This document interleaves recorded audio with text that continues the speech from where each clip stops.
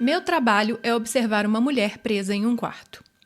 Há 3 anos eu estava olhando os classificados de emprego locais quando um anúncio chamou minha atenção. Não pelo que dizia, mas porque dizia tão pouco. Pelo que me lembro, o anúncio apenas dizia: vaga disponível, boa remuneração, sem benefícios, sigilo necessário. Em seguida, listava um endereço de e-mail e era só. Na época, eu estava gerenciando uma loja de música, mas já havia começado a ouvir rumores de que fecharíamos em 1 ano, e a probabilidade de uma transferência para outra loja era pequena. Eu estava olhando o anúncio de emprego melancolicamente nos últimos dias, mas esse foi o primeiro que se destacou, e apenas porque estava entediado e ele era estranho. Então, enviei um e-mail. Meia hora depois, eu recebi uma resposta, dizendo para ir em um determinado prédio de escritórios em uma área nobre da cidade, em um horário preciso para minha triagem. Fui e depois de esperar alguns minutos no saguão, fui levada a um escritório onde me deram uma série de formulários e questionários para preencher. Eles os recolheram e me disseram que entrariam em contato. Eu quase tinha esquecido de tudo, até que 1 mês depois recebi uma ligação dizendo que eu havia passado para a segunda fase do processo de contratação. Novamente me deram um endereço e um horário, e quando cheguei, dessa vez era um prédio de escritórios diferente e agradável a 32 quilômetros do primeiro. Fui recebido por um homem que se apresentou como Sr. Solomon. Ele me acompanhou a uma sala grande que continha uma cadeira e uma mesa. Na mesa havia 2 monitores grandes, um teclado e um mouse. E uma caixa de metal parafusada com 2 botões grandes, um vermelho e um verde. Ele me disse que essa sala era um modelo para o local onde eu trabalharia, se aceitasse o emprego. Ele descreveu o trabalho da seguinte forma: eu trabalharia 7 turnos de 6 horas por semana. Meu trabalho seria simples. Chegaria ao trabalho 10 minutos antes e entraria em uma área externa que era como um vestiário. Eu teria meu próprio armário pessoal e guardaria todos os meus pertences num armário. Trocaria de roupa para a roupa de trabalho fornecida. E nunca, em nenhuma circunstância, deveria levar qualquer item meu para a sala de vigilância.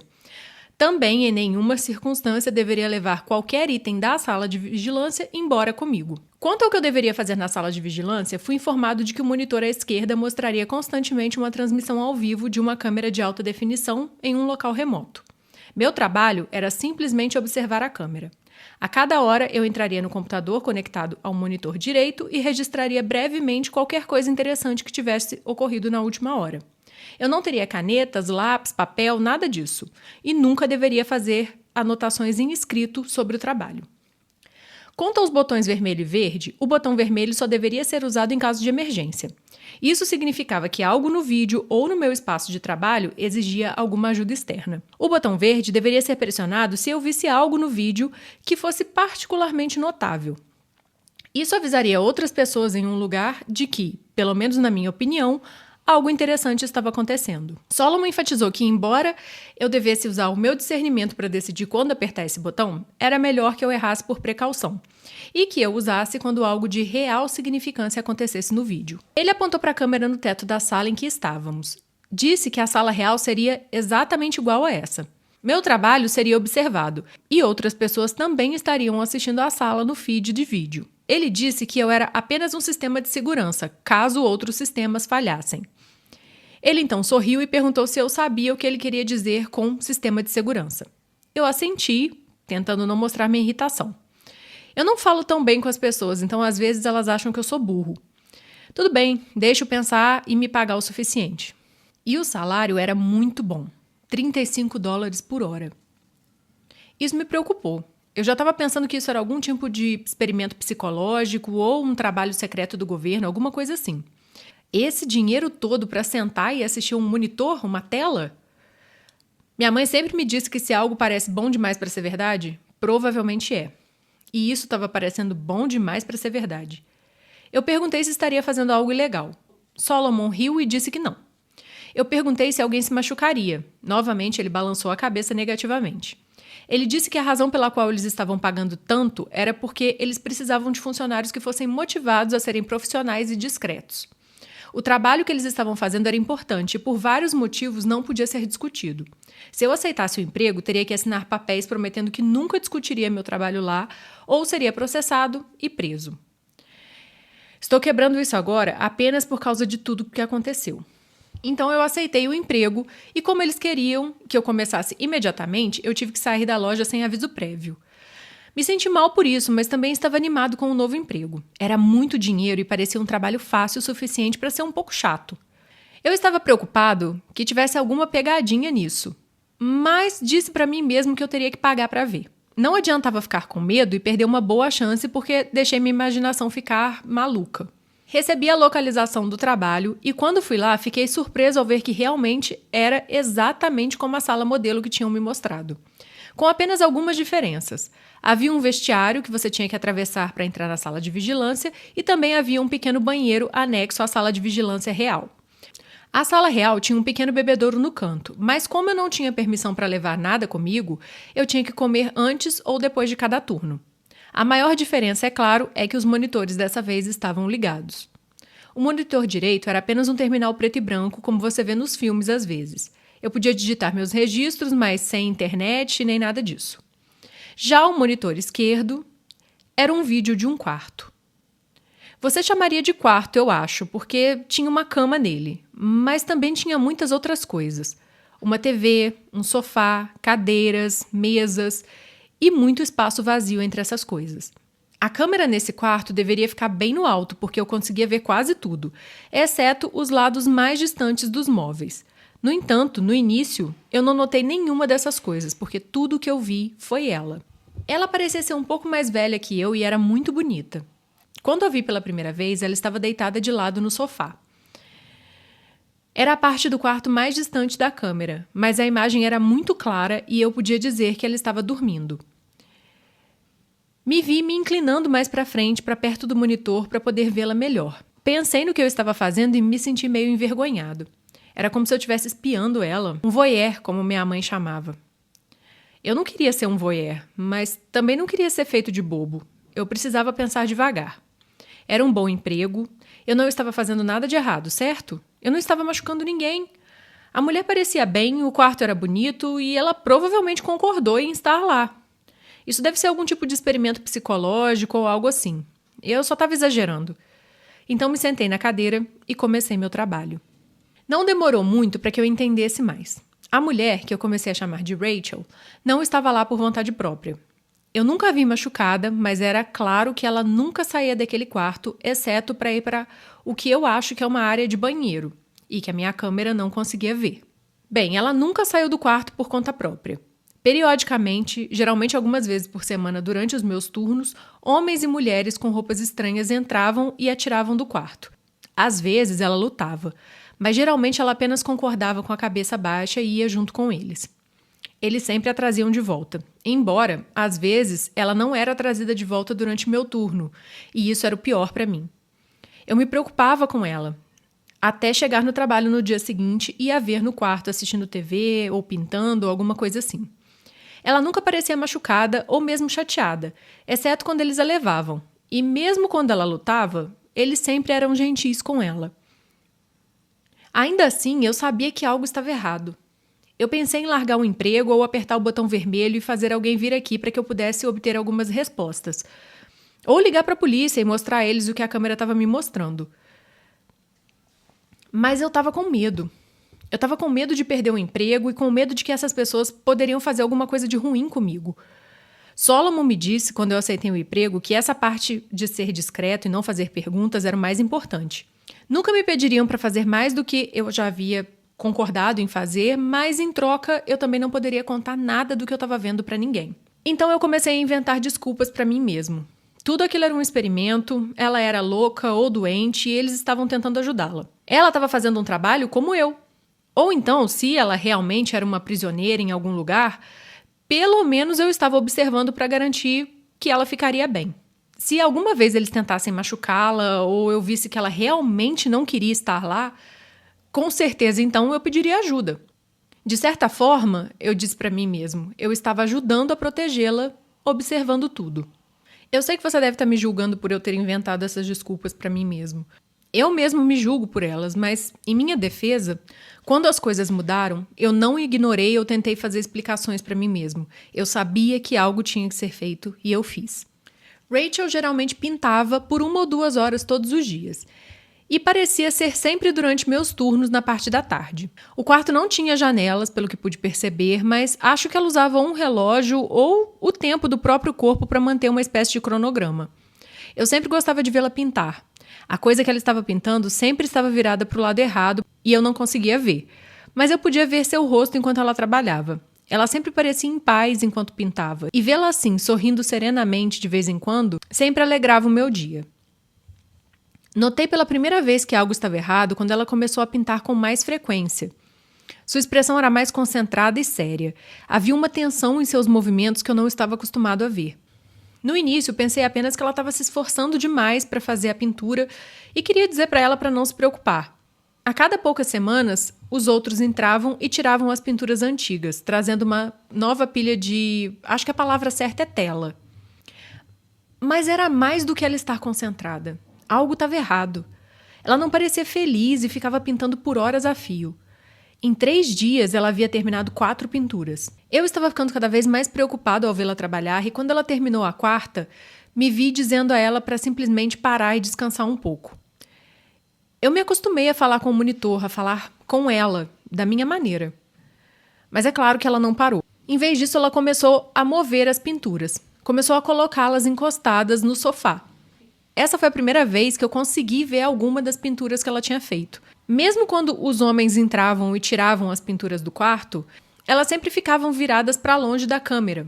Eu ainda estava preocupado com a Rachel, mas estava feliz também em finalmente conseguir ver alguns dos trabalhos dela. Feliz e surpreso. As pinturas eram lindas. Uma era de uma bela floresta verde. A outra era um antigo poço de pedra. A terceira pintura era uma casa sozinha em uma pequena ilha. A última era um cinema de aparência antiga. Todas pareciam coisas de sonho, com linhas e cores que se misturavam no ar ao redor delas como folhas presas em um vento. Foi só quando olhei de perto que percebi que as linhas de cores não eram aleatórias, eram palavras. Era fácil não perceber isso se você não estivesse olhando de perto, e por si mesma elas não pareciam significar muito. Era quase como o fantasma de uma palavra estampado em cada uma das pinturas. Se você não estivesse prestando bem atenção, você sequer notava que elas estavam lá. Eu me inclinei para o monitor e semicerrei os olhos tentando ler as palavras. Então, meu coração começou a bater forte quando as decifrei.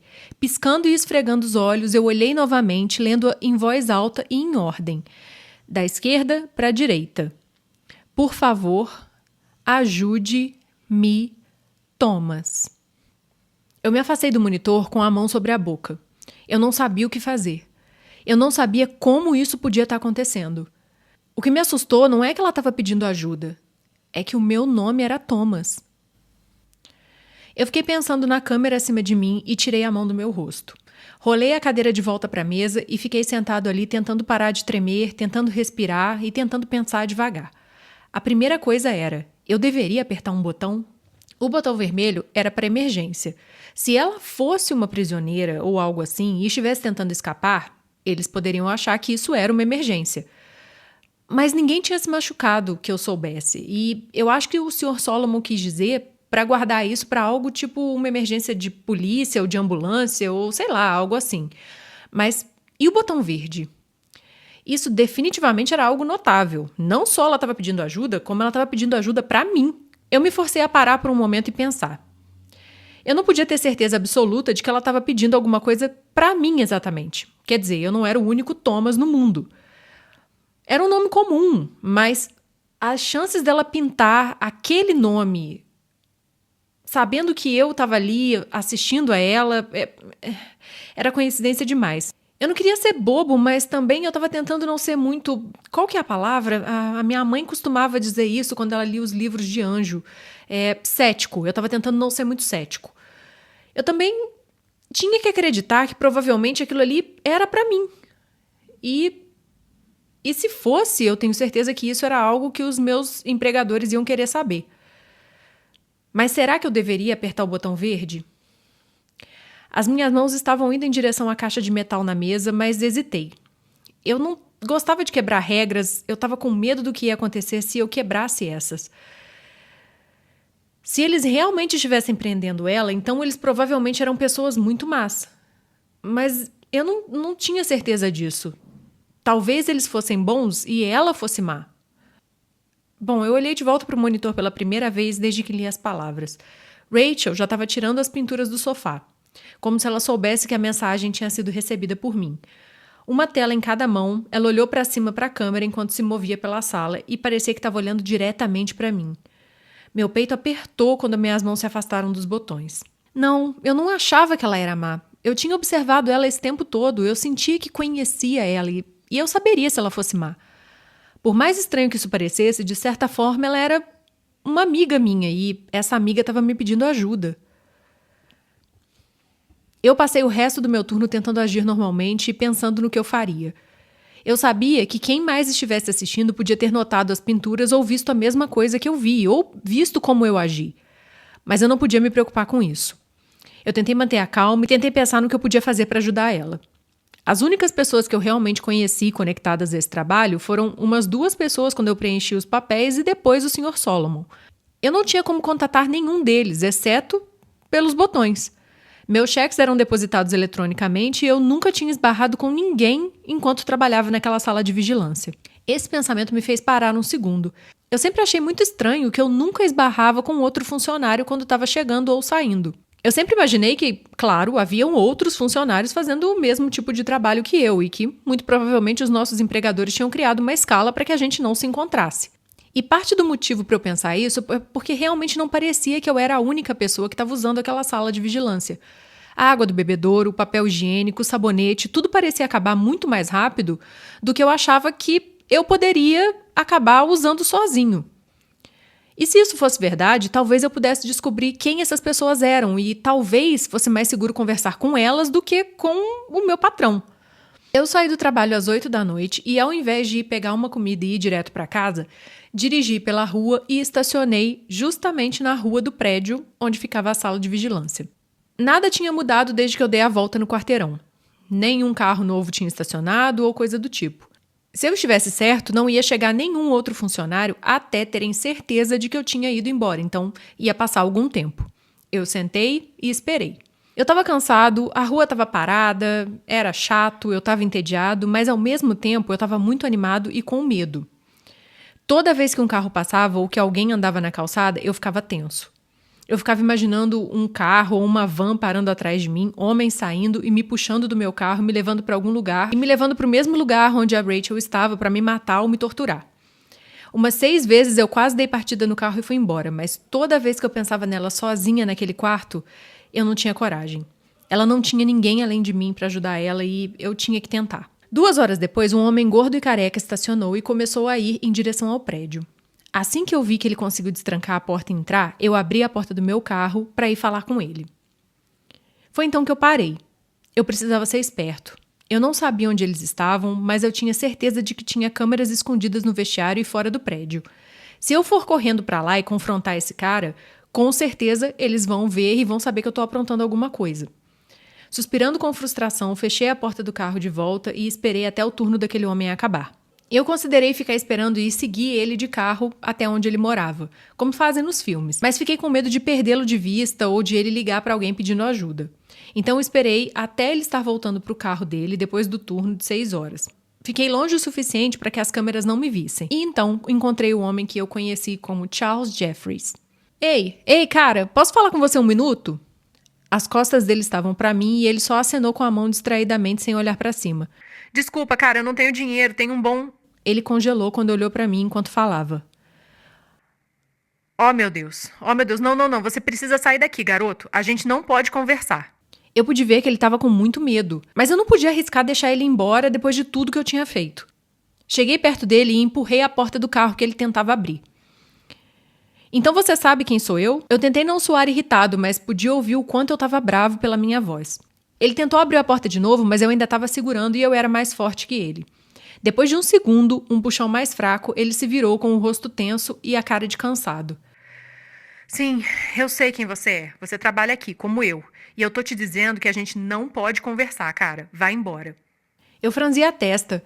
O Sr. Solomon nunca me disse isso. Ele nunca disse que essa era uma das regras. O homem balançou a cabeça.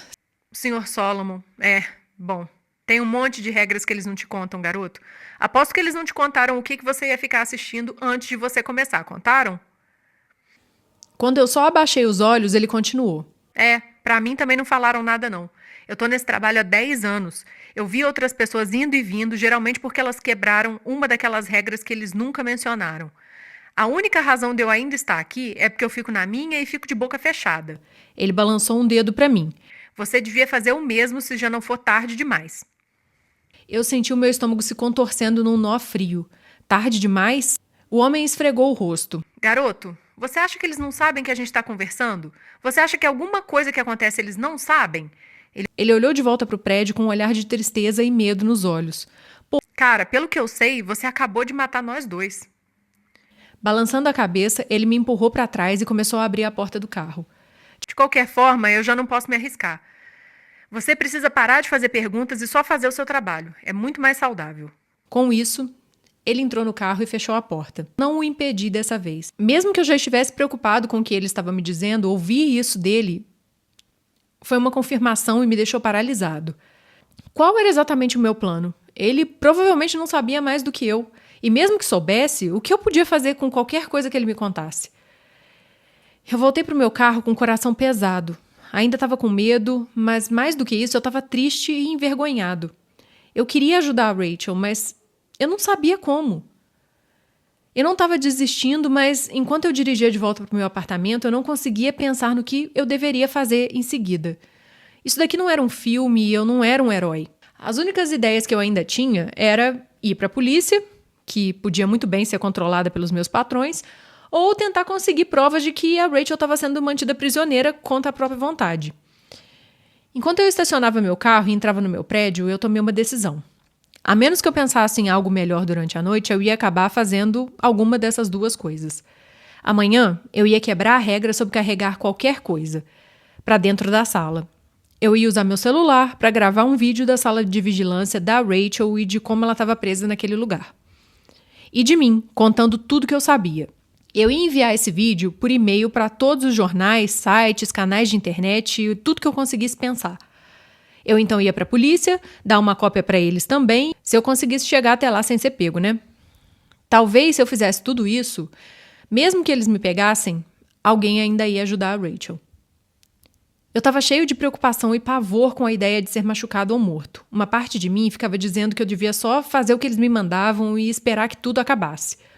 Mas eu não podia viver comigo mesmo sabendo que eu fiz isso. Mesmo que eu estragasse tudo, eu sentia que eu tinha que tentar.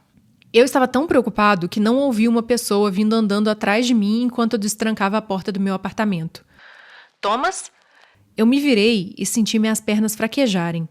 Cambaleei para trás contra a minha porta. Eu devia estar sonhando ou louco. Agarrei a maçaneta da porta para me apoiar enquanto eu olhava para uma mulher parada na minha frente. Não podia ser ela, mas de alguma forma era. Rachel? Ela hesitou por um momento antes de abrir um sorriso no rosto. É assim que você me chama?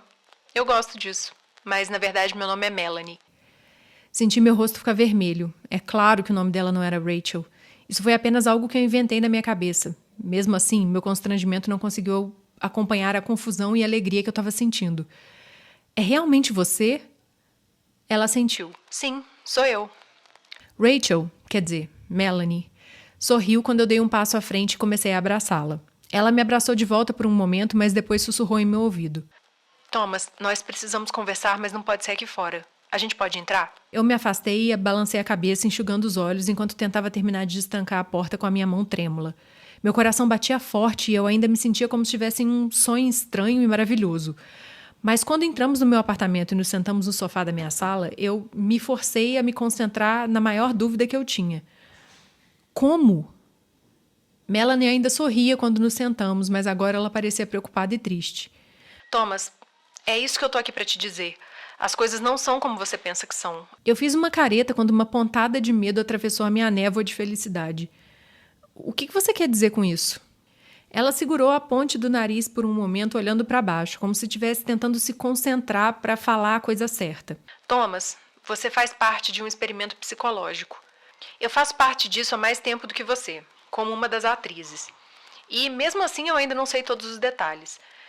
Tenho quase certeza de que esse estudo é administrado por alguma agência governamental e sei que eles estão investindo muito dinheiro e tempo nisso, mas por quais motivos, eu ainda não tenho certeza. Percebi que estava torcendo as mãos. Não, isso não estava certo, não poderia estar certo, isso foi algum tipo de truque. Melanie continuou. O que eu sei é que eles já estão te observando tem um bom tempo. E eles construíram todo esse cenário onde você faz um trabalho secreto, observando alguém e, bom, e que parece estar preso. Eles te dão instruções e uma maneira de fazer escolhas. Você tem botões ou alguma coisa assim, não tem? Balancei a cabeça com a minha garganta seca. Sim, um botão vermelho e um verde. Ela suspirou e assentiu. Acho que eles estão testando o quanto você vai obedecer. Quais escolhas você vai fazer com base na sua moral, na sua inteligência, no seu medo? É um estudo interessante, ou pelo menos eu pensei assim quando eu entrei, há 6 anos. Eles nunca me deram oficialmente muitos detalhes, mas as pessoas falam, né? Os outros atores e eu, às vezes, ouvimos coisas e fofocamos. Ela sorriu tristemente. Foi isso que me fez começar a me sentir mal. Eu interrompi. Como assim outros atores? Os olhos de Melanie se arregalaram. Oh, desculpe, eu acho que você ainda o chama de Sr. Solomon, é isso? Há outros atores também. Quando eu apenas olhei para ela, ela continuou. Enfim, durante muito tempo foi só o trabalho normal, né? 6 horas por dia, agindo como se fosse uma garota presa, principalmente fingindo pintar ou assistindo TV. Você sabe, essas coisas chatas. Não pude deixar de interromper novamente, odiando o tremor de dor na minha voz. Você finge que pinta? Você não está realmente pintando aqueles quadros maravilhosos? Agora Melanie parecia envergonhada. Não, desculpa. Eu não sei pintar nada. Mas eu sei cantar. Ela tentou sorrir, mas hesitou. Avançando, ela tocou o meu braço. É por isso que eles sempre têm as pinturas viradas para onde não dá para ver. Elas já são prontas, eles me entregam só para eu fingir. E tudo que você vê são algumas telas em branco. E bem, quando eles querem que eu mostre algo, eu mostro os quadros para você. A expressão no seu rosto ficou mais sombria enquanto ela prosseguia. É por isso que eu tive que quebrar as regras e entrar em contato com você. Quando eles começaram a transmitir essa mensagem oculta, besteira de jogos mentais, eu fiquei preocupada. Preocupada de que você leve tudo isso muito a sério, que você possa se machucar ou... Enfim. Assim que você saiu do seu turno essa noite, conversei com um dos caras do departamento de vídeo. Ele me contou como você reagiu. Mostrou-me que você ainda ficou estacionado por horas na rua do prédio. Eu fui até lá e vi que você estava realmente parado na rua. Eu vi você sentado no seu carro e quase me aproximei de você para conversar, mas eu fiquei com medo da gente ser pego e ser demitido. Ela piscou para conter as lágrimas. Tenho vergonha de dizer que quase não falei com você. Eu não quero perder esse emprego. E eu tentei dizer a mim mesma que se esperasse um dia ou 2 você ia ficar bem e que, sei lá, eu pudesse conversar com eles para mudar o roteiro. Senti um calor raivoso crescendo no meu peito. Bom, isso é muito legal da sua parte. Ela olhou para cima com os olhos vermelhos e falou: Eu sei, eu sou uma merda. Eu sinto muito, Thomas. Eu estava sendo egoísta e covarde, mas a verdade é que eu vim falar com você. Quando eu vi que você tinha conseguido falar com o Charlie, eu vi que a situação estava ficando cada vez mais grave, então eu vim conversar com você. Charlie? Melanie revirou os olhos em frustração. Desculpa, você ainda não sabe o nome dele. Charlie Jeffries. Ele é outro ator. Em uma versão anterior do experimento, ele interpretou o Sr. Solomon, mas eles decidiram que ele não era assustador o suficiente. Então agora ele faz uma daquelas pessoas que entram com traje de biossegurança para me tirar da sala. Na verdade, ele é muito bom no trabalho dele. Você só não consegue reconhecer ele por causa do traje. Continuei enrolando e desenrolando as mãos no colo. Tudo isso era demais para mim. Eu me sentia como uma bola perdida batendo por todos os lados. Era raiva, alívio, constrangimento, confusão.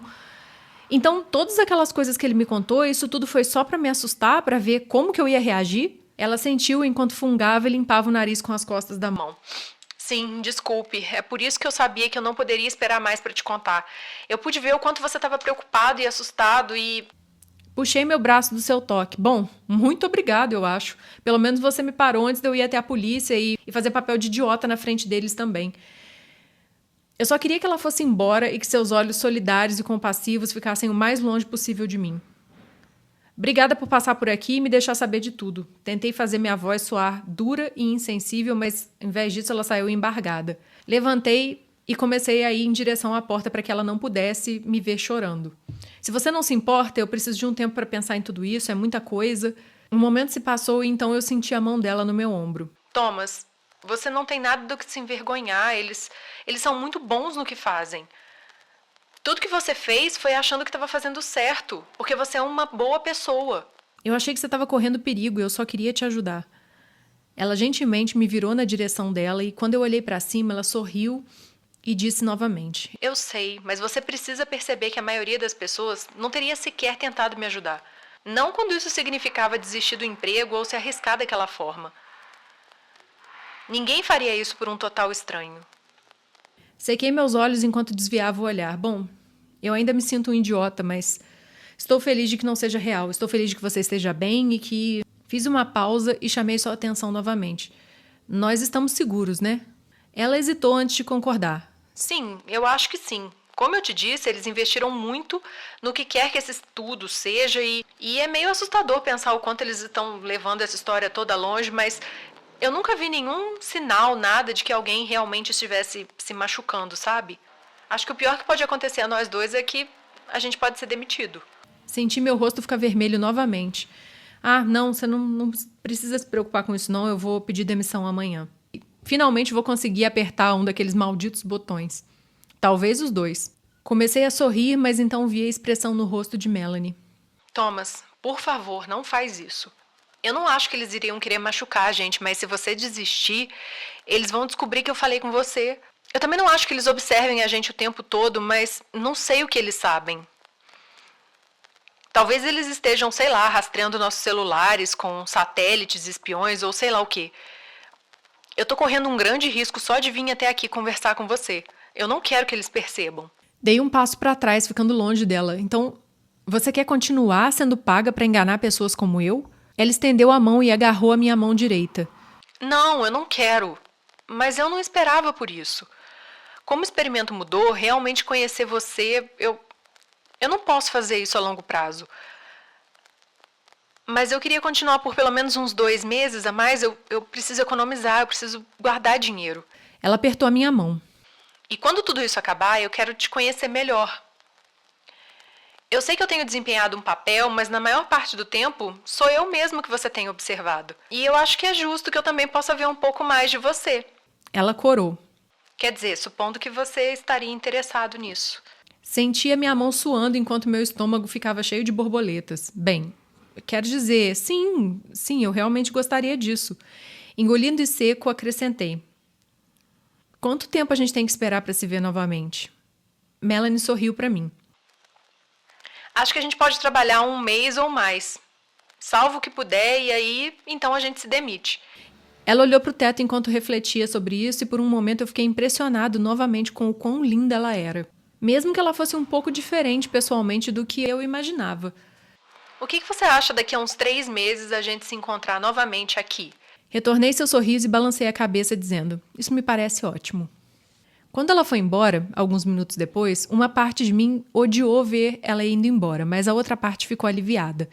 Eu estava tão exausto e, embora estivesse feliz por ela estar bem e finalmente nos conhecermos, eu me sentia como um fio queimado de uma lâmpada velha. Eu precisava de um tempo sozinho, pensar, me acalmar e, acima de tudo, descansar. Na verdade, eu nem me lembro de ter adormecido, mas quando acordei, percebi que meu alarme estava tocando há mais de 30 minutos.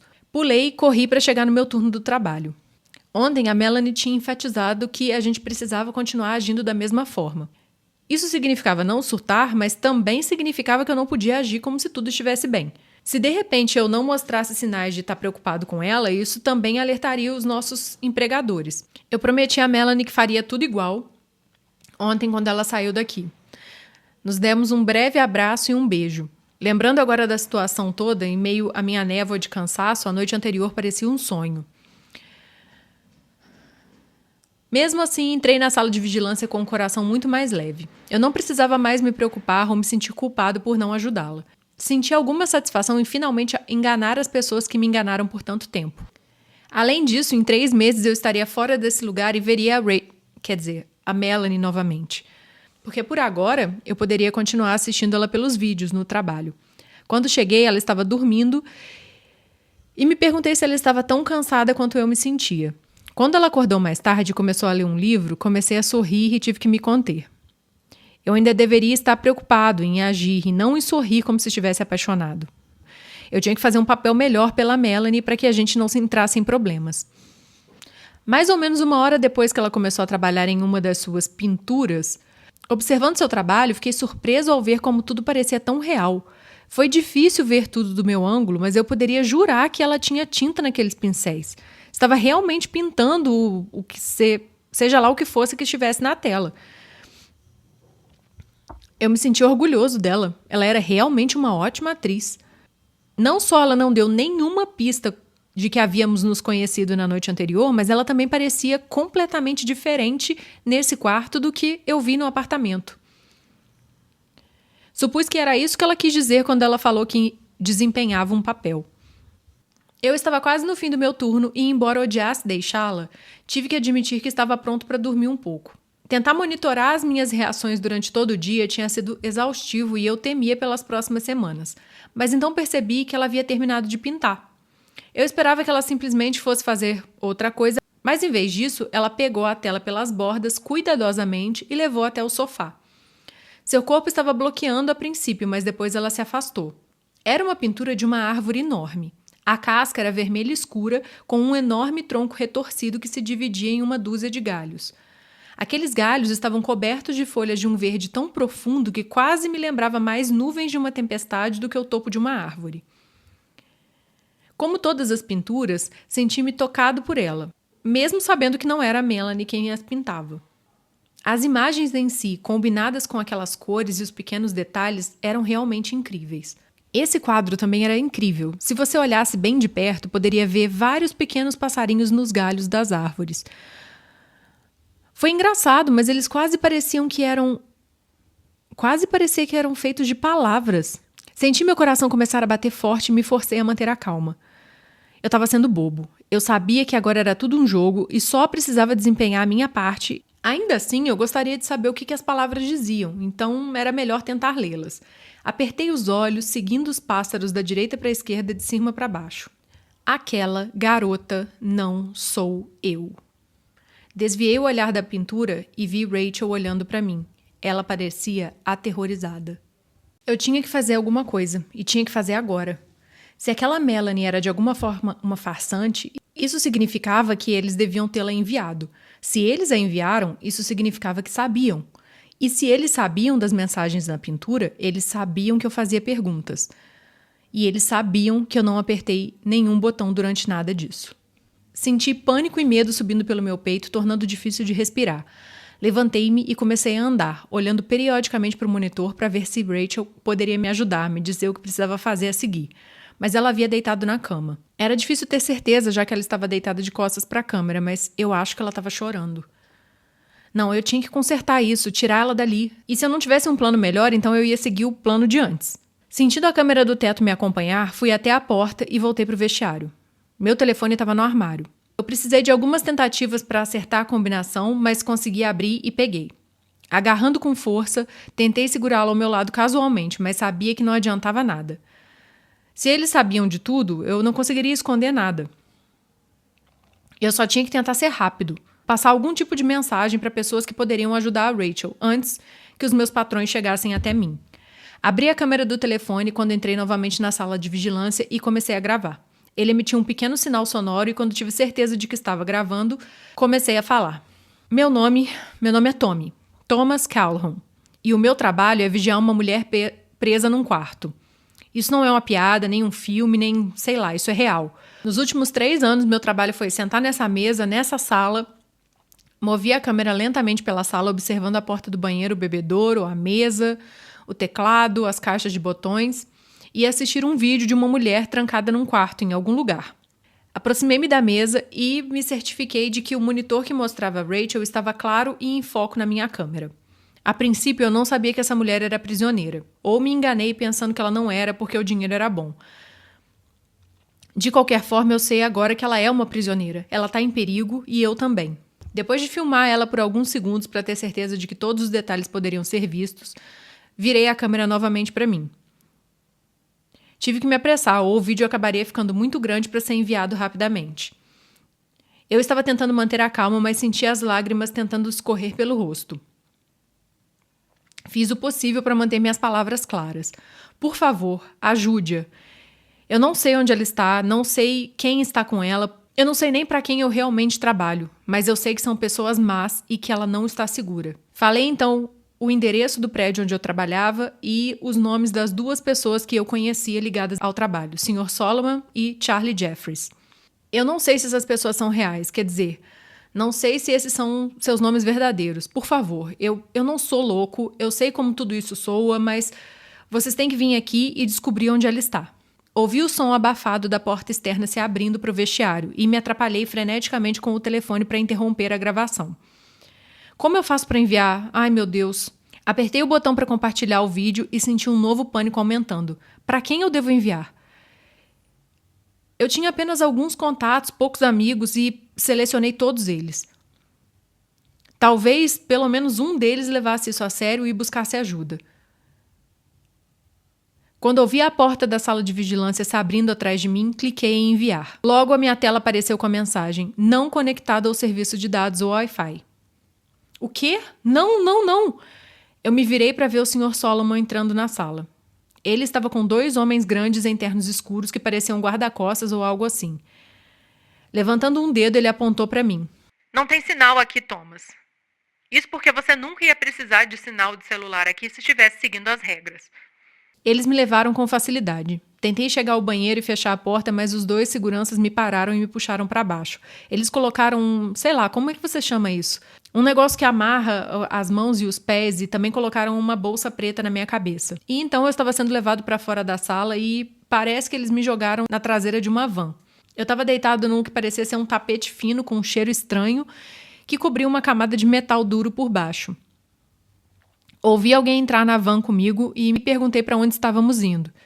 Pedi para que eles simplesmente me levassem e deixassem a Rachel ir embora. Ouvi uma risada curta e então a voz do Sr. Solomon me disse que explicaria tudo quando chegássemos aonde estávamos indo.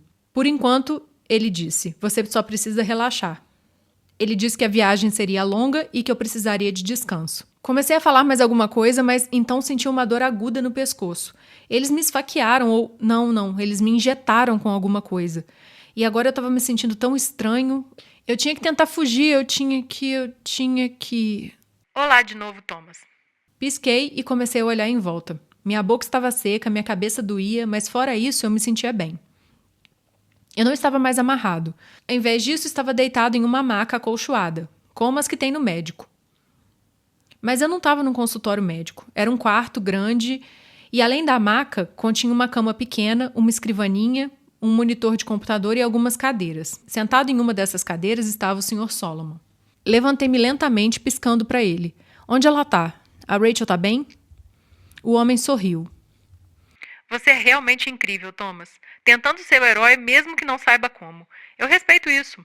Lambendo os lábios, ele se inclinou ligeiramente para frente. Na verdade, eu respeito tanto isso que decidi começar de novo nosso relacionamento com toda a honestidade que me é permitida. Alguns dos meus colegas discordam dessa minha abordagem, mas quer saber? Foda-se eles. Esse projeto é meu e eu acho que você merece saber o que está acontecendo. Parecendo mais sério, ele se levantou, erguendo a arma que segurava casualmente no colo. Mas antes de entrarmos em detalhes, você gostaria de ver a Rachel? Me levantei da maca e balancei a cabeça enquanto me segurava para não cair. Minhas pernas ainda estavam bambas por causa do remédio, mas mal percebi. Sim, por favor, me deixe ver ela, a verdadeira. O Sr. Solomon deu uma pequena risada e apontou para uma porta próxima. Sim, a realidade é sempre melhor. Ela está na sala ao lado. Cambaleei pelo caminho e minhas pernas melhoraram à medida que eu andava. Quando agarrei a maçaneta, ela girou facilmente. Eu esperava que a porta me levasse ao quarto dela, mas ao invés disso, dava para um outro cômodo muito parecido com aquele que eu estava. Embora as coisas nesse fossem diferentes. Máquinas estranhas enchiam as paredes no fundo e na sala havia um grande aquário. Eu não sabia. Era um cilindro grande, mais alto do que eu, que estava cheio de algum tipo de líquido cinza. Havia alguma coisa dentro daquele líquido. Vá em frente, Sr. Thomas. Sinta-se à vontade para dar uma boa olhada. Você mereceu. Senti meu estômago apertar ainda mais com as palavras do Sr. Solomon e a maldade nelas. Minhas pernas estavam pesadas de novo, mas dessa vez não era por causa dos remédios. Avançando lentamente, pude ver que a forma era uma pessoa. Ai, não. Ou pelo menos um corpo, porque só de olhar para ele ficava claro que a pessoa estava morta. Estava muito bem preservado. Mas pude ver que a pele estava estranha, pendurada e parecia inchada em alguns pontos. Oh, Deus, não, não, não.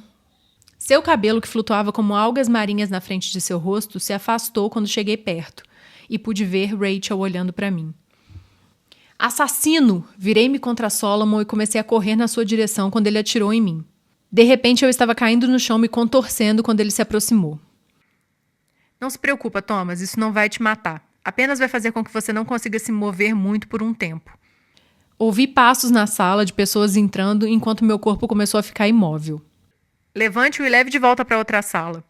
Eu mal conseguia sentir alguma coisa quando fui levado de volta para a maca na sala ao lado. Fui colocado sentado. Dessa vez, eles me amarraram. Mas imaginei que fosse mais para eu não cair, porque eu não conseguia mexer nada além da cabeça. Eu mal conseguia enxergar por causa do choro, mas reconheci a forma borrada de Solomon sentado à minha frente. Antes que você pergunte, bem, quando você puder perguntar qualquer coisa de novo, né? Sim, essa é a Rachel. Não é uma Rachel falsa, não é um manequim, não é uma boneca ou algum truque. Como eu disse, o tempo de truque já passou. Agora é a hora da verdade. Franzindo ligeiramente a testa, ele continuou. Thomas, eu entendo que mostrar isso a você, mostrar o corpo dela dessa maneira, pode parecer muito cruel. Você pode me odiar por isso agora. Eu entenderia se você fizesse isso, mas você me chamou de assassino e, pelo menos nesse contexto específico, eu acho isso muito injusto, porque eu não matei a Rachel. Na verdade, eu só tô nesse projeto há 7 anos. Ele gesticulou para a porta atrás dele e disse: A Rachel tá morta há mais de 8. Senti meus olhos arregalarem como se pertencessem ao corpo de outra pessoa. Eram mais mentiras, mais truques, tudo isso. Deus, tinha que ser. Você sabe o que é visão remota? Ele revirou os olhos. Desculpe. Certo, você não pode falar agora. Vou apenas presumir que você não sabe. Visão remota é um termo amplo para a capacidade de ver coisas que estão fisicamente distantes de você, de saber coisas que você não deveria ser capaz de saber através dos seus 5 sentidos normais. Alguns descrevem como uma habilidade psíquica, embora existam várias escolas de pensamento sobre o que é e por que funciona. Seus olhos fixaram-se nos meus atentamente. Porque funciona, Thomas. Vários governos e organizações privadas estudam isso durante muito tempo e, embora publicamente seja um termo que é ridicularizado como uma pseudociência e superstição, a realidade é que algumas pessoas têm a capacidade inata, o que significa que vem naturalmente, de alguma forma, de ver outros lugares. Rachel era uma dessas pessoas. Ela entrou no programa quando tinha 17 anos, tendo sido identificada por um processo de triagem frontal que foi executado como um teste psicológico que pagava bem aos participantes.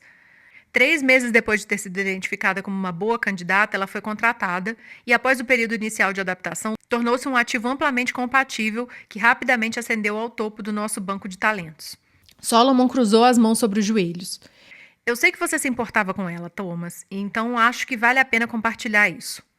Rachel nunca foi maltratada, exceto pelo confinamento e pelos testes ocasionais que eram levemente desagradáveis. Mas todos nós a valorizamos. Ela era extremamente talentosa. Não apenas como uma espectadora remota, mas como uma artista. É assim que ela transmitia o que viu, você entende?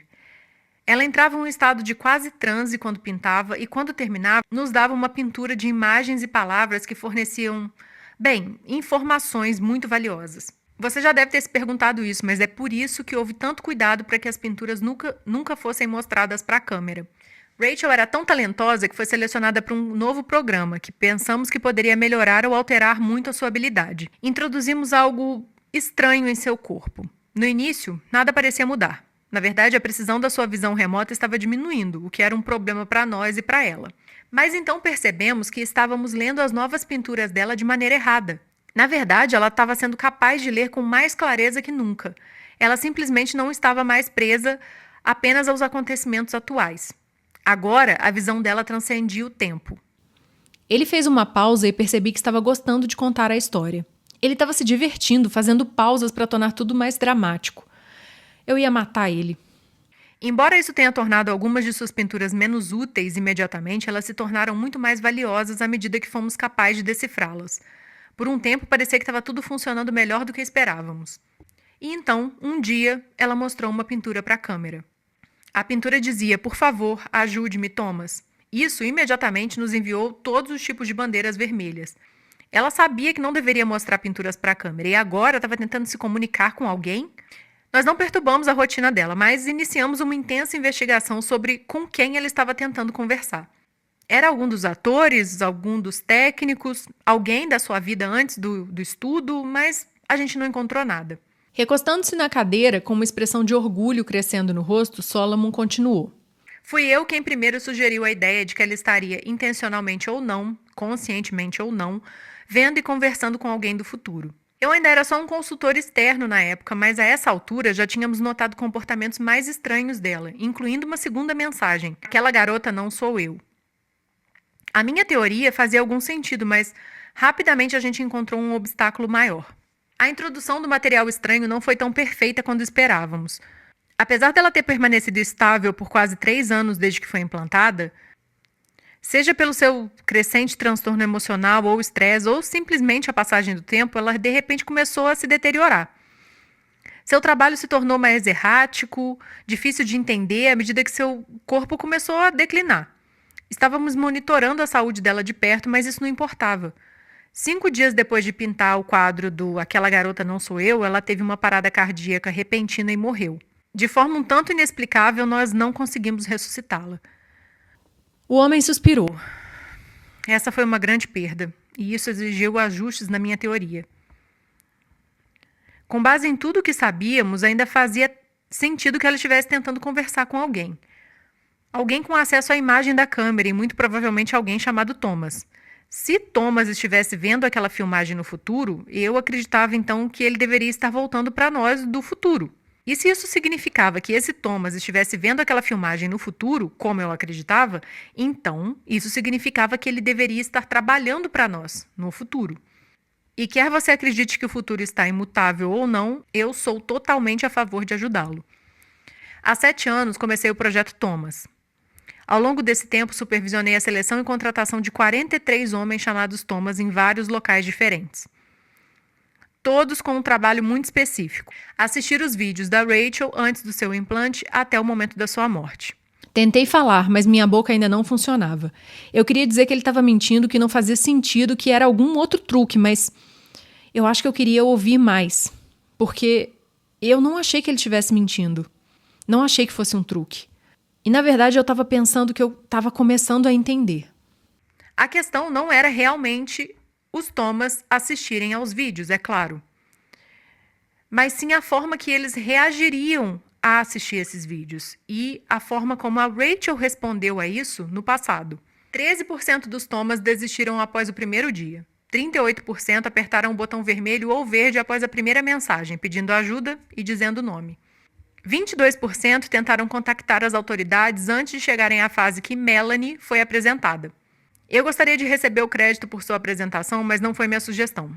Presumimos, a partir da mensagem "Aquela Garota Não Sou Eu", que houve uma sósia de Rachel apresentada a você em algum momento. Talvez para matá-lo ou dissuadi-lo ou descobrir o que você sabia. Mas foram necessárias algumas tentativas até sentirmos que estava bem refinado e, como já mencionei, apenas 27% chegaram tão longe.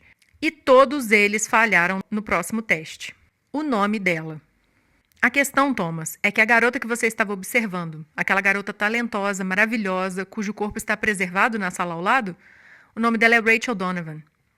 Sempre me perguntei se Rachel estava apenas vendo você ou se havia algum tipo de conexão entre vocês dois. Quando você chamou a Melanie de Rachel, eu sabia que finalmente havíamos encontrado o Thomas certo. O distante ponto de luz em que nossa Rachel estava olhando através do tempo e do espaço. Engoli seco e descobri que podia sentir a minha língua, mesmo que só um pouquinho. Falando mal, eu me forcei a dizer uma única palavra. Por quê? Solomon pareceu surpreso. Eu pensei que isso já estaria claro. Você é o nosso único elo restante com um dos nossos maiores tesouros. Talvez você tenha alguma habilidade semelhante, ou pode ser que ela tenha estabelecido um vínculo antes por meio do seu próprio talento e vontade, mas, de qualquer maneira, Você é importante e tem mais trabalho a fazer. Ele se levantou, foi até a mesa onde ligou o monitor. Quando ele ganhou vida, vi que era uma imagem congelada do quarto da Rachel. Uma fita pausada, justamente no ponto que eu tinha parado de assistir. Voltando-se para mim, o homem parecia solene. Você tem que assistir o resto, porque Rachel pintou mais quadros para você antes de morrer e precisamos saber o que esses quadros significam. Passei os 5 dias seguintes assistindo a morte da Rachel.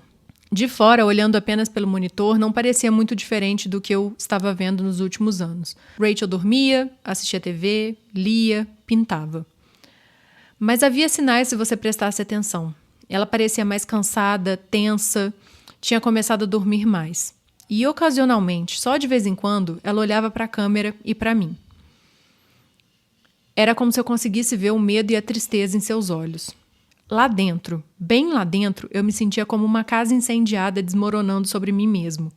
No início, me recusei a assistir, a fazer qualquer coisa que eles quisessem.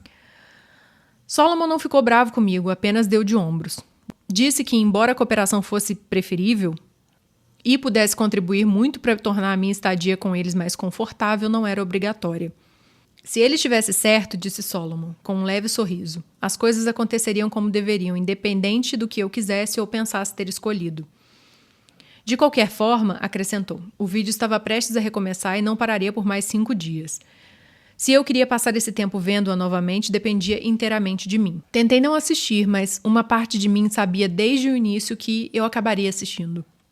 Talvez eu encontrasse alguma pista de que estavam mentindo sobre a morte dela, ou Rachel poderia me dar algum conselho ou aviso sobre o que eu deveria fazer a seguir. Eu não sabia. O que eu sabia é que não podia perder a chance de vê-la novamente.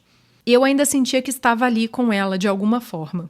Ela fora arrancada de tudo que conhecia ainda tão jovem, aprisionada por anos, apenas por ser especial. Usada como cobaia em experimentos, tratada como uma propriedade, impedida de ter amigos, família ou uma vida.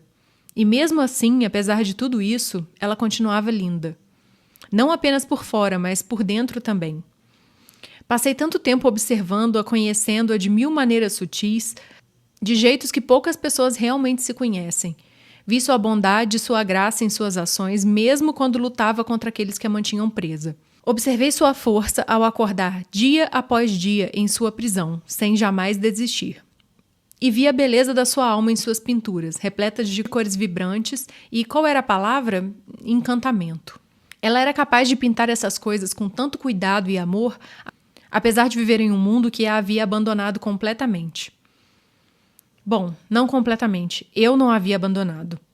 Eu assistiria cada pedacinho do vídeo que conseguisse. Tentaria gravar na minha memória cada frame dela que eu assistisse. Não por eles ou por seu projeto estúpido, mas por mim e por ela. Talvez eu não tenha muito mais o que fazer da vida antes que me tranquem em algum lugar ou me matem, mas eu poderia fazer essa última coisa. Rachel não morreria sozinha. Assisti quase tudo, parando apenas para comer rapidamente e ir ao banheiro até os 2 últimos dias. Eu pedia aos guardas para que pausassem a fita, mas eles apenas balançavam a cabeça e diziam que Solomon havia dito que tinha que continuar normalmente até terminar. No 4º dia, eu estava em estado de torpor. Já havia cochilado um pouco nos primeiros dias, mas quando acordei no quarto, percebi que algumas horas haviam se passado.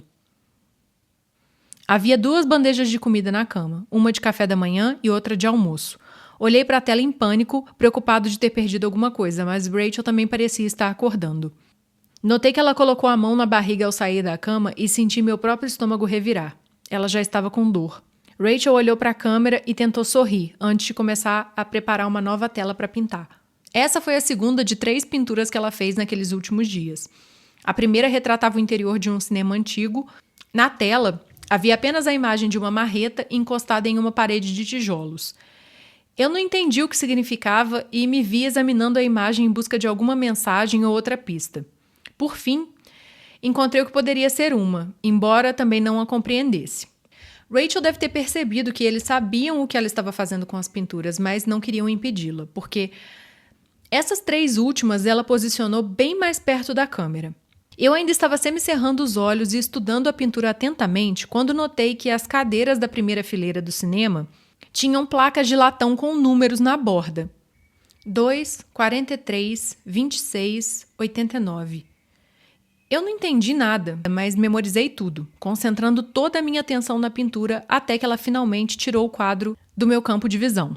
Percebi que pintar estava lhe consumindo muito, e como já vinha fazendo há tempos, me vi conversando com ela, dizendo para ela ir descansar, até que me lembrei do seu corpo no quarto ao lado. Quase parei por aí, mas não.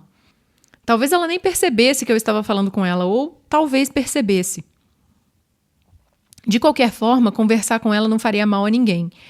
E me fez sentir um pouco menos sozinho, então continuei falando. A segunda pintura, aquela que ela começou depois que eu acordei de um cochilo de algumas horas, era mais estranha que as outras.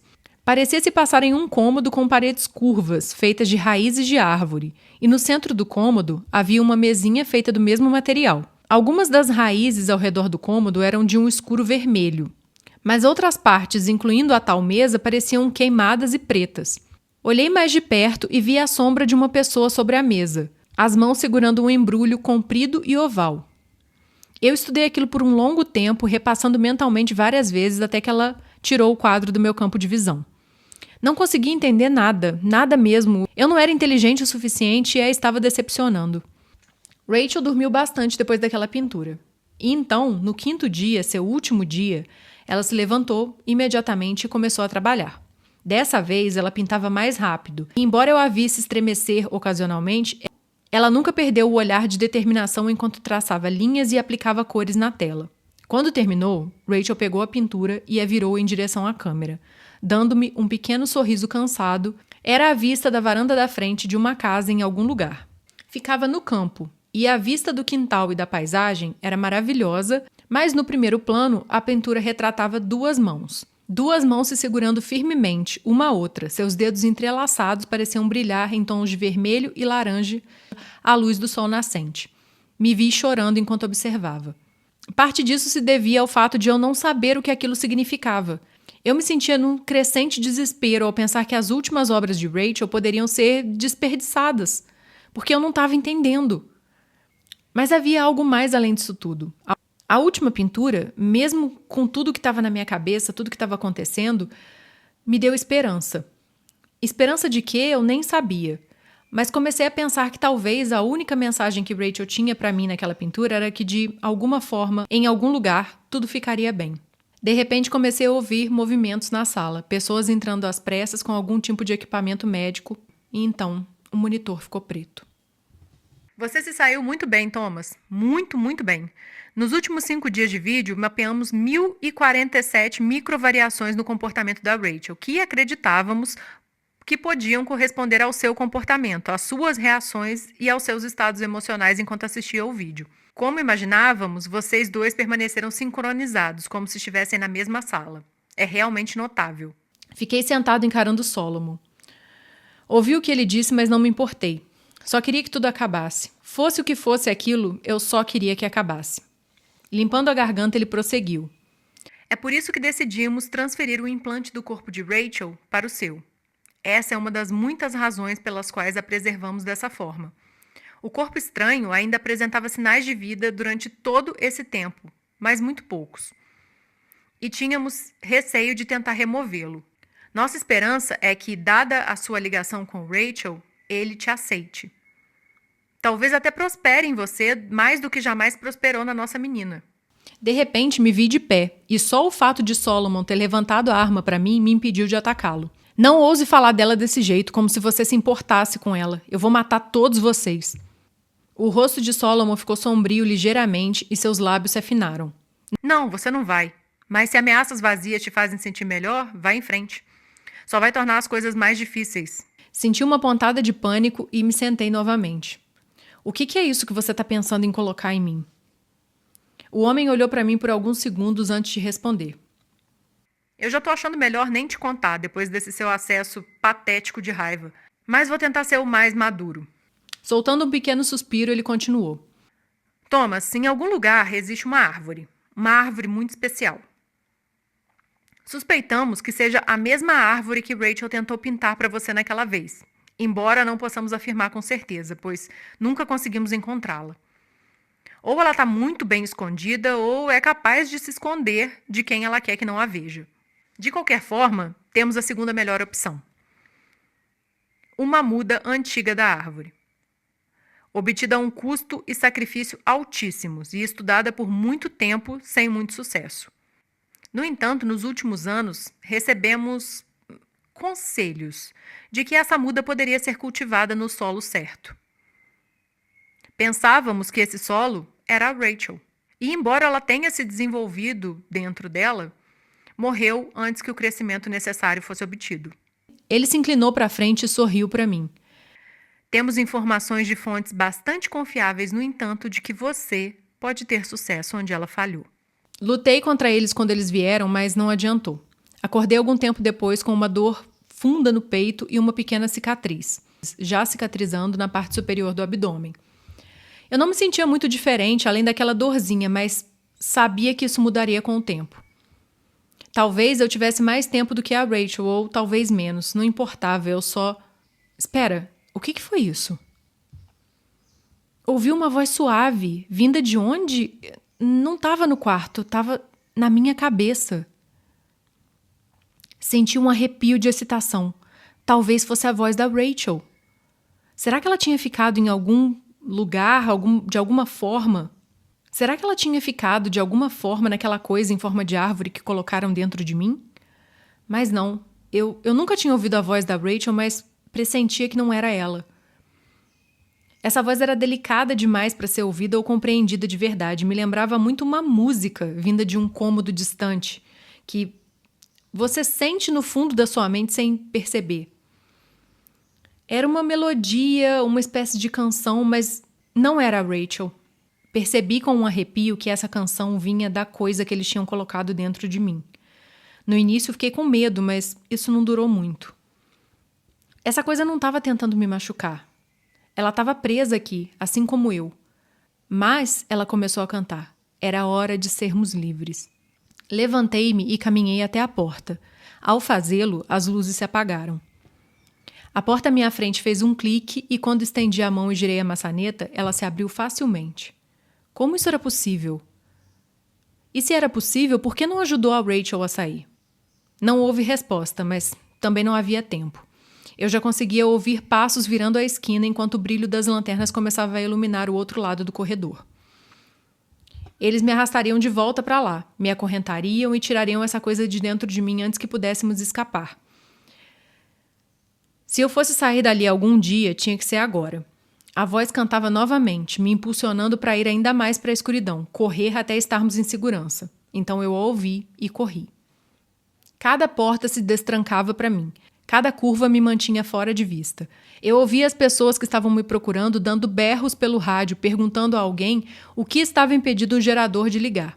Qualquer que fosse a resposta, os corredores permaneciam escuros enquanto eu vagava por eles. Cego, mas sem cair. Perdido, mas sem ser encontrado. Ao chegar à última porta, a abri para uma tarde ensolarada. Meus pulmões arderam um pouco com o primeiro ar fresco não reciclado que respirei na semana. Pisquei, esperando que a voz me dissesse para onde ir, mas ela havia silenciado. Fechei a porta enquanto o pânico começava a crescer em meu peito. Depois de tudo isso, eu seria pego porque não sabia para onde ir? Eu estava do lado de fora de um prédio marrom, sem graça, no meio do nada. Havia uma estrada à direita e à esquerda havia a floresta da primeira pintura da Rachel. Eu soube imediatamente que era a mesma floresta. E não apenas por ser tão parecida com a pintura. Tive uma estranha sensação, como uma espécie de magnetismo, ou como quando os pássaros sabem para onde migrar. Olhando ao redor por um segundo, senti como se estivesse sendo puxado quando olhei novamente para aquela mata. Era isso. De alguma forma, eu sabia que era ali que eu precisava ir. Então eu fui. Eu tinha chegado à beira da floresta quando ouvi o barulho de homens saindo do prédio. Pensei em me esconder, mas sabia que era uma má ideia. Eles acabariam me pegando e senti um impulso de me embrenhar ainda mais na mata. Disparei para frente, correndo a uma velocidade quase imprudente, mas sem tropeçar ou cair. De vez em quando, ouvia um ruído atrás de mim, enquanto eles se espalhavam para me procurar. Mas os sons foram ficando mais fracos à medida que eu corria. Quase pensei que os tinha despistado para sempre quando ouvi uma tosse curta que foi rapidamente abafada à minha esquerda. Alguém tinha se aproximado sem que eu percebesse. Em pânico, procurei qualquer lugar em que pudesse me esconder. Só havia arbustos e árvores e, ali, um poço. Não um poço qualquer, mas o poço da pintura da Rachel. As mesmas paredes de pedras cinzentas e desgastadas, cobertas por uma tampa de madeira também desgastada. Senti um momento de feliz reconhecimento, mas logo se dissipou. De que adiantava? Eles iriam revistar o poço e claro que iam me encontrar. Eu não tinha como descer dentro daquele poço sem me machucar ou ficar preso. Então uma ideia me ocorreu. Agachado junto à vegetação, aproximei-me do poço e empurrei a tampa com cuidado. No início ela resistiu, mas quando forcei um pouco mais, o círculo de madeira deslizou o suficiente para que fosse possível ver claramente que alguém o havia movido. Olhando ao redor, voltei para o meio dos arbustos ao ouvir passos suaves se aproximando. Precisamos verificar isso. Você acha que ele desceu no poço? É melhor torcer para não ter descido. Se desceu, provavelmente quebrou o pescoço e aí a culpa vai ser nossa. Consegui ver 2 homens se aproximando. Ambos usavam coletes à prova de balas escuros e carregavam fuzis de assalto. O mais velho deu de ombros para o outro. Melhor isso do que ele estar escondido lá dentro e a gente não ter verificado. Com um semblante irritado, o mais jovem assentiu. Tá bom, vou dar uma olhada. Ele foi até o poço, empurrou a tampa, fazendo-a cair no chão com um estrondo. Apertando um botão no seu rifle, uma lanterna se acendeu no cano. Ele começou a iluminar dentro do poço, enquanto o outro continuava a olhar em todas as direções. Eu estava com medo de que ele me visse se eu me movesse, mas não podia esperar. Eu só precisava manter a calma, pensar devagar e agir rápido. Corri esperando ouvi-los gritar ou sentir alguém vindo nas minhas costas, mas nada aconteceu. Conforme a luz da tarde começou a diminuir, vi as árvores rareando à frente. Eu estava me aproximando de uma estrada. Parecia uma estrada pública normal, com vários carros passando em uma direção ou outra, enquanto eu saía da floresta e subia a colina em direção ao asfalto. A ideia de pedir carona, especialmente tão perto de onde me mantinham em cativeiro, era assustadora, mas eu não via muita escolha. Eu vestia calça de moletom e uma camiseta que eles tinham me dado, além dos meus próprios sapatos, mas eu não tinha dinheiro, documentos ou sequer um celular. Minha única chance era me afastar o suficiente para tentar pedir ajuda. Levei um susto com o chiado dos freios hidráulicos quando um caminhão parou ao meu lado. O vidro do passageiro se abaixou e um homem mais velho, de cabelos brancos e bigode grisalho, inclinou-se e olhou para mim. Você parece perdido, filho. Precisa de uma carona? Olhei para a porta do caminhão e vi um logotipo que dizia Construtora Martins e Filhos. Abaixo, um desenho de um homem golpeando uma parede com uma marreta. Olhando para cima novamente, sorri para ele e disse: Sim, senhor, eu preciso. Eu tinha planejado ficar acordado durante toda a viagem, mas isso durou apenas alguns minutos antes que o cansaço me vencesse. Olhei para o senhor Martins e ele me deu um sorriso largo. Eu tô cansado, mas você parecia completamente exausto. Preciso abastecer, tomar um banho e comer alguma coisa. Depois disso, eu vou para Califórnia. Se você quiser continuar a viagem comigo, me encontra aqui em 1 hora. Combinado? Assenti com a cabeça e agradeci novamente pela carona enquanto saía do caminhão. Me senti grogue por ter dormido, mas fora isso, bem. Só precisava decidir se aquele era um bom lugar para pedir ajuda ou se deveria continuar com o Martins. Ele parecia ser um cara muito legal e provavelmente tentaria ajudar se pudesse, mas não queria colocar mais pessoas em risco. Olhando ao redor, vi que estávamos em uma cidadezinha bem agradável. Decidi dar uma olhada por alguns minutos e depois decidi o que fazer. Eu estava a apenas 3 quarteirões de distância quando vi luzes piscando ao longe. Era um cinema. Conforme me aproximava, senti meu peito apertar. Era o cinema do quadro da Rachel. Olá, seja bem-vindo ao Cinema Fênix. O rapaz estava no balcão de doces do cinema, parecia um pouco mais novo que eu e, embora parecesse bem simpático, também demonstrava uma leve preocupação. Se você veio para a sessão dupla de terror, eu receio que o segundo filme comece em cerca de 30 minutos, mas eu posso te dar meia entrada se você quiser assistir. Eu balancei a cabeça e tentei não parecer tão estranho e louco quanto eu me sentia. Não, tá tudo bem, eu reconheci esse lugar por causa de um quadro que uma amiga minha pintou, então parei para perguntar se você conhecia alguma coisa sobre ela. O rapaz ergueu as sobrancelhas, deu de ombros e falou: Tá, isso parece meio estranho, mas interessante. Quem era sua amiga? Engoli em seco e disse: Bom, o nome dela era Rachel Donovan. Eu esperava que ele parecesse surpreso, animado ou irritado até, mas percebi imediatamente que o nome não lhe dizia nada. Balançando a cabeça, ele deu de ombros novamente. Desculpa, não me lembro de ninguém com esse nome. Eu diria para você perguntar para o dono, mas ele está de férias essa semana. Concordando com a cabeça, busquei em minha mente uma outra pergunta que eu pudesse fazer, alguma forma de fazer com que esse lugar tivesse a mesma importância que as suas pinturas tinham. Há algo de único nesse lugar? Tipo, na sua história ou alguma coisa assim? O homem sorriu. Cara, você claramente não é daqui, né? Esse lugar é super chato. Não só o teatro, mas a cidade inteira. Franzindo a testa, pensativo, ele acrescentou: a única coisa que eu sei sobre a história desse lugar é que havia uma casa aqui que pegou fogo. E isso foi lá pela década de 20 ou 30, quando isso aqui ainda nem fazia parte da cidade. Eu não saberia te dizer nada além disso, mas aposto que foi a coisa mais interessante que já aconteceu por aqui. Soltei um suspiro de decepção. Tudo bem, obrigada. Me virei para sair quando o cara gritou de novo: ei, cara, desculpa não poder ajudar mais. Se você voltar, eu te dou um desconto no cinema, tá? Acenei e tentei sorrir enquanto ia para a porta, com o coração pesado. Por que você me trouxe até aqui, Rachel? O que há aqui que possa me ajudar? Eu estava lá fora novamente, olhando fixamente para os letreiros luminosos e piscantes do teatro, como se fossem me dar algum tipo de sinal secreto, quando notei um movimento no canto do olho. Havia um beco ao lado do teatro que ia para trás dele, levando a alguma coisa. Seja lá o que fosse aquilo, a luz de um poste de segurança distante projetava sombras na parede do beco, e essas sombras estavam se movendo. Ao invés de sentir medo, me senti entusiasmada e comecei a correr pelo beco. Se Rachel me trouxera até ali, eu só precisava confiar que havia um motivo para isso. As sombras eram projetadas por folhas sopradas por um vento que eu não conseguia sentir. Ao chegar no final do beco, vi um pequeno quintal atrás do teatro, cercado por uma cerca de arame, e do outro lado dessa cerca havia uma árvore, a árvore da pintura da Rachel, com seu tronco retorcido de um vermelho profundo e uma profusão de folhas verdes ondulando no vento noturno. Senti uma onda de calor no peito quando o canto distante recomeçou. Era ali, a árvore especial que só podia ser encontrada se quisesse que você a encontrasse. Ela ficava na beirada de um pequeno terreno tomado pelo mato, cercada por todos os lados por prédios e quintais. De alguma forma, ela tinha sido esquecida. Ao tentar escalar a cerca, senti o arame farpado perfurar minha perna e rasgar. Sangrei um pouco, mas quase não notei. Agora eu conseguia sentir o cheiro da árvore, um aroma rico e agradável, diferente de tudo que eu já havia sentido. Ao estender a mão para tocá-la, senti seu canto se intensificar. Me senti mais forte, menos assustado, e quando vi a luz brotando de suas raízes, não tremi. Eu sorri. Havia um túnel escondido sob a árvore, um túnel repleto de um ar perfumado, semelhante ao cheiro da árvore, mas também diferente.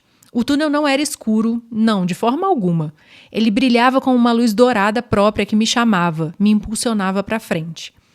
A chuva começou a cair enquanto eu olhava ao redor do terreno escuro. Tive a sensação de que estava deixando esse mundo para trás. E descobri que não me importava nem um pouco com isso. O túnel continuava a crescer, inclinando-se suavemente para baixo, mas era alto o suficiente para que eu pudesse entrar sem me curvar. As raízes da árvore se estendiam indefinidamente, entrelaçadas pelas paredes de terra à medida que eu me aprofundava. Olhei para trás e vi que o túnel havia se fechado atrás de mim, mas não fiquei surpreso. O caminho a seguir era a única coisa que importava. Caminhei por horas, talvez, mas nunca me senti cansado ou com fome. E nunca me preocupei em estar perdido, embora eu não tivesse ideia de onde eu estava ou para onde estava indo. Mesmo assim, senti uma onda de felicidade e entusiasmo quando virei uma esquina e vi algo no túnel à frente. Ao me aproximar, percebi que era uma parede de tijolos, mas assim que comecei a pensar que havia chegado em um beco sem saída, a parede desapareceu, revelando um cômodo escuro. Parei na entrada do túnel, olhando para o chão do que parecia ser um porão. Estava vazio, mas a luz da árvore me permitia ver algo riscado no chão. Era o número 2. Senti meu pulso acelerar ao me lembrar da pintura da Rachel com as cadeiras do teatro, e então entrei na sala. Era o porão vazio de uma casa. Quando subi as escadas e abri a porta, vi que o resto da casa também estava vazio. Nenhuma luz estava acesa, mas a luz do sol entrava forte por todas as janelas. Eu podia ouvir o que parecia ser o som de pequenas ondas quebrando na praia. Eu queria sair e ver onde estava, mas me forcei a verificar primeiro a casa em busca de pessoas ou pistas, mas não havia nada. A casa estava completamente desprovida de qualquer sinal de pessoas, exceto pelo número riscado no chão. Meu nariz formigava com o ar salgado quando saí. A casa era perto da praia, que logo percebi ser uma pequena ilha deserta. E reconheci sem muita surpresa a casa da pintura de Rachel. Ao descer da varanda, não vi sinal de ninguém, mas não estava completamente sozinho, porque a uma certa distância da casa estava a árvore. Eu sabia que não podia ser a mesma árvore de trás do cinema, mas ao mesmo tempo eu sabia que era. Ou pelo menos era uma parte diferente da mesma árvore, que formou túneis e apareceu no meu antigo mundo e em qualquer lugar que fosse este. Esse pensamento começou a me ocorrer assim que saí da casa. Eu não achava que aquele fosse o meu mundo. Não exatamente. Eu conseguia ver uma ilha maior a alguma distância. E talvez houvesse pessoas nelas. Hotéis, carros, aviões. Ou talvez não, já que essas coisas poderiam não existir aqui. De qualquer forma, minha intuição recém-descoberta estava ficando mais forte e eu percebi que a atmosfera das coisas era diferente de alguma forma, mesmo que só um pouco. Não ruim ou assustadora, apenas diferente. Mesmo assim, depois de algumas horas explorando a ilha e verificando a casa, comecei a me sentir terrivelmente sozinho, mesmo com a árvore por perto. Decidi voltar para o túnel e continuar. A parede do porão desapareceu à medida que eu me aproximava e entrei nos túneis novamente. Pouco tempo depois, encontrei a segunda versão da casa. Assim como a primeira, a parede desaparecia em um porão, mas estava longe de ser vazio. Era uma espécie de oficina, repleta de ferramentas desconhecidas para mim. Olhei para baixo e vi o número 43 riscado no chão. Quem teria feito aquilo e por quê? Eu ia explorar a casa com mais cuidado dessa vez, já que parecia haver pessoas ali, mas então paralisei. Encostada na parede de tijolos, ao lado de uma pequena pilha de tábuas, estava uma marreta. Tentando fazer silêncio, aproximei-me sorrateiramente e a peguei antes de voltar para o túnel. Quando eu era pequeno, antes do meu pai falecer, eu adorava caçar. E não me lembro muito bem do que caçava, mas sei que ele tinha um velho cão de caça que possuía desde antes de eu nascer. O cachorro só gostava dele e de seguir rastro de alguma coisa. Quando o Rocker, seu nome era Rockefeller, sentia um cheiro, era como se estivesse em transe. Ele ia e ia para lá e para cá, perdido e certo ao mesmo tempo. Mas independente do que o Rocker soubesse ou não, ele sempre encontrava o que procurava. Eu me sentia como o Rocker agora. Eu me movia cada vez mais rápido enquanto descia uma curva após a outra. Sentia como se estivesse seguindo o rastro de alguma coisa ou viajando por memórias que não tinha. Segurando a marreta com firmeza, eu podia ouvir o zumbido crescente da música distante em minha cabeça enquanto virava a última esquina. E então tudo ficou em silêncio. Havia outra parede de tijolos. Era outro cômodo no porão, mas esse era bem menor. Havia uma mesa, um baú de roupas e uma velha cama de metal desmontada. Encostada na parede de tijolos, ao fundo, uma mulher usava um dos pés de metal da cama para atacar a parede e o que quer que estivesse atrás dela. Senti minha cabeça girar enquanto a observava por trás. E quando ela se virou para me olhar, com olhos arregalados de surpresa e medo, senti a marreta escorregar da mão enquanto eu cambaleava para trás, contra a parede sólida. Mal conseguia respirar, mas consegui articular uma única palavra. Rachel? A mulher olhou para mim com uma expressão menos temerosa, mas ainda cautelosa. Ela tinha um dos pés da cama na mão, parcialmente levantado, em um sinal de aviso. Sim, eu te conheço? Era ela, mas não era, assim como a árvore da ilha. Essa Rachel parecia alguns anos mais velha, e embora parecesse estressada e confusa naquele momento, seus olhos não pareciam carregados pela mesma tristeza silenciosa que eu havia reconhecido e observado na outra Rachel por tanto tempo. Mesmo assim, eu não sabia como responder a sua pergunta sem parecer estranho ou maluco. Encarei-a por um segundo sem saber o que fazer quando ela fez outra pergunta. Você saiu do túnel das árvores, certo? Assenti com a cabeça, grato por algo que eu pudesse responder facilmente. Me observando, ela disse: De onde você veio? De antes do túnel, eu quero dizer. Corei enquanto tentava encontrar as palavras certas. Bom, eu vim do Texas, originalmente, quero dizer. Ela sorriu para mim por um segundo antes de tentar se conter e tentar parecer séria novamente. Sim, tudo bem, mas você sabe como essa árvore funciona? Como você descobriu o túnel? Como que você chegou aqui? Suspirando, esfreguei a cabeça e simplesmente comecei. Olha, eu sei que isso vai soar como loucura, mas eu tinha um emprego, vigiando uma mulher que ficava presa numa sala. E essa mulher era você.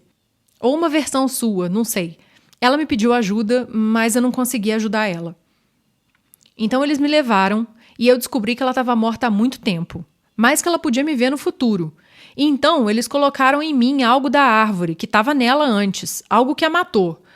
Mas então eu escapei e descobri onde encontrar essa árvore através de coisas que ela havia pintado. E de alguma forma eu sabia como entrar nos túneis e encontrar diferentes lugares. Eu tenho quase certeza que esses túneis levam a mundos diferentes. Eu consegui essa marreta, então eu... Calma aí. Respira fundo. Você tá quase desmaiando. Ela estava sorrindo de novo e dessa vez ela não tentou esconder. Olhou por cima do que restava da cama até onde a marreta estava jogada no chão. Você disse que tem uma marreta? Eu também já estive nesses túneis. Meu ex-namorado me enganou para que eu me mudasse para cá, para que ele pudesse me amarrar a uma árvore na casa dele. Bem, não me amarrar à árvore, literalmente, sabe? Tomar o lugar dele como o quê? O amigo da árvore ou água? Sei lá, realmente é muito estranho. É tudo muito confuso, eu não entendo tudo. Mas o que eu entendi é que aquele desgraçado me emparedou aqui dentro. No começo, eu achei que eu conseguiria arrancar alguns tijolos, mas com o tempo, eu vi que não. Dessa vez, ele colocou uma camada de concreto por fora. O bom e velho Phil, ou Justin, ou sei lá, agora eu só chamo ele de babaca. Dei um passo à frente e coloquei a mão na marreta. Deixe-me fazer isso um pouco, podemos revezar. Tínhamos removido ainda mais tijolos do que ela já havia conseguido, mas a parede de concreto só começava a apresentar pequenas rachaduras. Eu queria apenas ficar olhando para ela e conversar com ela, mas sabia que estava cansada. Ela sentiu com relutância e soltou a marreta. Antes de golpeá-la, olhei para ela novamente. Há quanto tempo você está aqui assim? Rachel franziu a testa. É difícil dizer com certeza, mas eu acho que uns 8 meses. Deixei o martelo cair novamente enquanto meus olhos se arregalavam. Como você sobreviveu todo esse tempo? Seu semblante se tornou ainda mais carrancudo. É a árvore. Ela não me deixa morrer. Eu só entro no túnel por um tempinho todos os dias e nunca fico com fome ou sede. Então me ocorreu um pensamento. Por que você simplesmente não escapou pelos túneis? Mas ela balançou a cabeça rapidamente.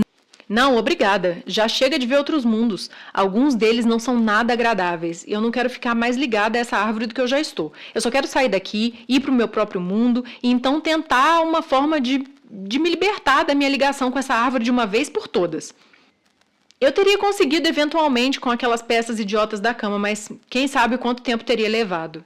Eu fico muito feliz que você tenha surgido para me ajudar e trazer dessa marreta. Sorri para ela e assenti com a cabeça enquanto levantava a marreta novamente. Eu também. Estávamos os dois encharcados de suor enquanto rastejávamos pelo buraco que tínhamos feito na parede externa. Rachel me disse que achava que seu ex-namorado já tinha ido embora há muito tempo, mas não tinha certeza, então precisávamos ter cuidado. Pegando a marreta que estava dentro do quarto, seguimos em direção à escada. A casa estava decorada, mas abandonada, silenciosa. Não vimos ninguém enquanto caminhávamos até a porta da frente e a abrimos. Lá fora, o sol nascia para um novo dia. E quando saímos para a varanda, dei um pequeno pulo quando Rachel pegou minha mão e apertou. Olhei para ela. Eu não tinha conseguido ajudar a outra Rachel, mas talvez esse nunca tenha sido o objetivo. Porque agora, eu pensava que ela tinha conseguido enxergar mais do que apenas outros lugares ou o futuro. Ela tinha conseguido vislumbrar outros mundos e outras possibilidades. Como essa, onde uma outra versão dela estava presa e precisava de ajuda. Um lugar onde eu não seria caçado e ela poderia ser livre. No fim, naquela realidade, mesmo sabendo que ela estava morrendo, Rachel estava determinada a nos ajudar a ficarmos juntos e felizes. O sol da manhã pintava cores lindas no rosto de Rachel e, olhando em seus olhos, vi o quanto ela se parecia com a mulher que eu havia observado, por quem eu tinha carinho e a quem eu tentei salvar. A mulher que, no fim, me salvou. Eu queria contar tantas coisas para Rachel, fazer tantas perguntas, mas tudo isso poderia ficar para depois. Apertando sua mão de volta, caminhei com ela para longe da casa. Por agora, isso era mais do que suficiente.